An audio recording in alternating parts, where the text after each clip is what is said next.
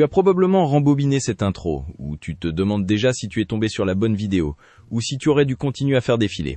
Et maintenant tu penses au fait que tu y penses. Et ouais. Salut, celle-ci est pour toi. La plupart des gens supposent que ceux qui réfléchissent trop s'inquiètent simplement trop, que c'est une mauvaise habitude nerveuse, comme se ronger les ongles. Sauf qu'au lieu des ongles, c'est chaque interaction sociale que tu as eue depuis 2009.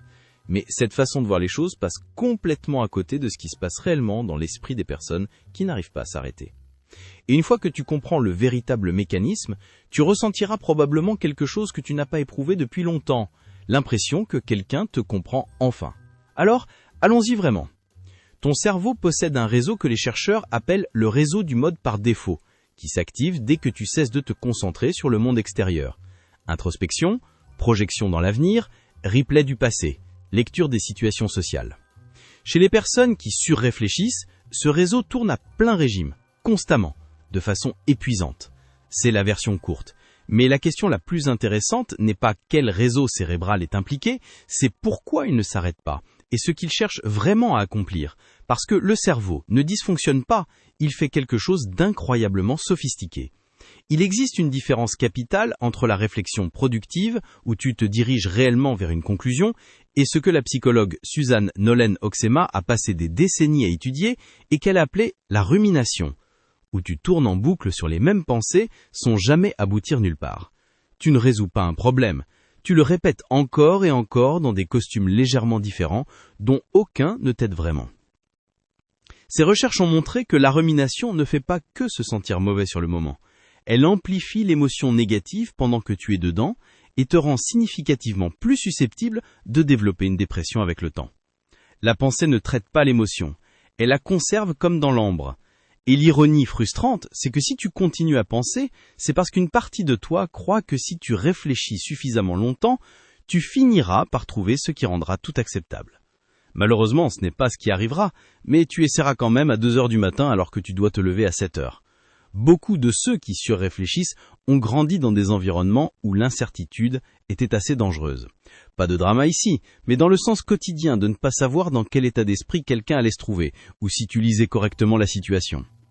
Ton cerveau a appris très jeune que penser à l'avance était la façon de rester en sécurité. C'était adaptatif et intelligent. Le problème, c'est que tu le fais encore dans des situations où tu n'en as pas besoin. Au supermarché, dans un message, dans une réunion où l'expression faciale de quelqu'un était légèrement ambiguë, et maintenant tu construis tout un dossier. Le cerveau ne fait pas la distinction entre une menace réelle et un scénario social que tu as suranalysé. Le cortisol reste du cortisol, et la réponse de ton corps est bien réelle. Alors, cette partie touche différemment les gens, et je suis moi-même concerné, donc écoute-moi bien. Il existe une forme spécifique de surréflexion qui concerne presque entièrement les autres, ou plutôt la façon dont ils te perçoivent. Où tu simules en permanence ce que les autres pourraient ressentir, ce qu'ils pourraient penser, si quelque chose a été mal interprété, en rejouant des conversations à la recherche du moment où tu aurais pu blesser quelqu'un sans le vouloir. Tu rédiges et réécris des messages, non pas parce que tu ne trouves pas les bons mots, mais parce que tu essaies de tenir compte de toutes les façons dont ils pourraient être reçus. Je suis certain que quelqu'un qui regarde vient de se dire « mais c'est exactement moi ». Ne t'inquiète pas. C'est en réalité une forme d'empathie profonde à l'œuvre, simplement sans interrupteur d'arrêt. Pense à la dernière fois que tu as dû annuler des plans avec quelqu'un. Une personne ordinaire écrit « désolé, on peut reporter » et appuie sur « envoyer » en environ 9 secondes à peu près. Quelqu'un qui surréfléchit ouvre le message, écrit ça, le relit, décide que « désolé » sous-entend qu'il a commis une erreur, le réécrit sans le désolé, puis s'inquiète que ça sonne froid, le rajoute, fixe le mot « reporter » en se demandant si ça paraît présomptueux, rédige 3 versions complètement différentes, en envoie une à un ami pour avoir un second avis, et puis après quelque chose entre 12 et 25 minutes, envoie quelque chose de pratiquement identique à l'original. Et ensuite immédiatement relit son propre message en se demandant si ça a bien été reçu. La partie la plus cruelle, c'est que cette hyper-conscience des autres signifie souvent que ceux qui surréfléchissent sont les derniers à s'accorder la même compassion qu'ils offrent à tout le monde. Tu passeras 40 minutes à convaincre un ami qu'il n'est un fardeau, puis tu resteras éveillé à te convaincre que toi, tu l'es. Le même esprit met 2 ensembles de règles bien différents pour soi-même.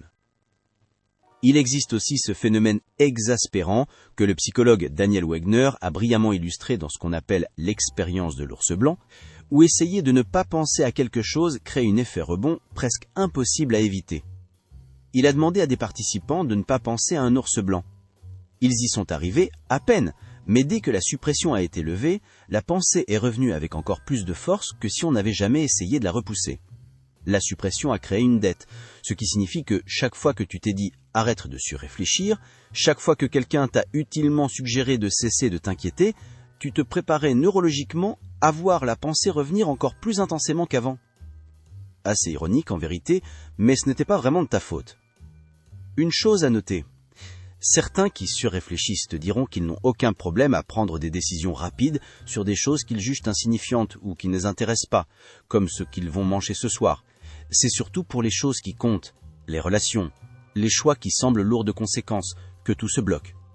Ce qui te révèle quelque chose d'important. La surréflexion n'est pas du bruit aléatoire, elle correspond presque exactement à ce qu'ils valorisent, à ce qu'ils ont peur de perdre, à qui ils aiment et à qui ils veulent être perçus comme étant. Ton anxiété sait parfaitement ce qui te tient à cœur, elle le communique juste de la pire façon imaginable. Les personnes qui pensent trop ont aussi tendance à entretenir une relation compliquée avec le repos. Bien sûr qu'elles l'apprécient comme tout le monde, mais l'immobilité supprime la seule chose qui rendait les pensées gérables, la distraction. Au moment où tu t'assieds, ou que tu essayes de dormir, ou que tu arrêtes de consommer des stimulations, l'arriéré s'engouffre. Alors tu restes occupé, parce que c'est le seul réglage de volume que tu as trouvé qui fonctionne plus ou moins. Et plus ça dure, plus il devient difficile d'être simplement quelque part sans chercher immédiatement à en partir. Comprendre pourquoi tu surréfléchis ne le fait pas automatiquement cesser, et ce n'est pas censé être le cas. La prise de conscience n'est que le point de départ à partir duquel tu peux commencer à poser de meilleures questions. Non pas comment faire disparaître ça, mais de quoi cette pensée essaye-t-elle vraiment de me protéger? Et cette menace existe-t-elle encore? Parce que la plupart du temps, elle n'existe plus. Le danger que ton cerveau recherche a peut-être disparu depuis des années. Ce qui reste, c'est une habitude extrêmement bien rodée. L'objectif n'est pas un esprit plus silencieux, ça n'arrivera probablement pas, et le poursuivre ne fait qu'ajouter une couche supplémentaire de frustration. L'objectif, c'est une relation plus honnête avec les pensées que tu as.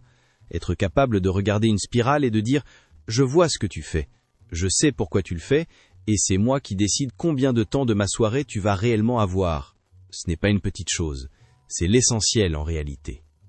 Une dernière chose, et je ne mentionne que des choses que j'utiliserai moi-même. Il y a un lien dans la description vers un bundle que je pense que beaucoup d'entre vous trouveront vraiment utile. C'est une collection de guides et planeurs sur 7 jours, construits autour des choses avec lesquelles la plupart des personnes qui regardent ce type de contenu se débattent en silence. Vider l'arriéré mental, rééquilibrer ta dopamine pour que ton cerveau arrête de réclamer du bruit constant, vraiment améliorer ton sommeil plutôt que de simplement y penser et reconstruire ta concentration un jour à la fois. Chacun te donne une action quotidienne spécifique, pas seulement de l'information, ce qui honnêtement est la partie que la plupart des contenus de psychologie ignorent. C'est aussi dans le commentaire épinglé, alors j'espère que tu iras y jeter un œil. Et n'oublie pas de t'abonner et d'activer la cloche de notification pour ne manquer aucune de mes prochaines vidéos.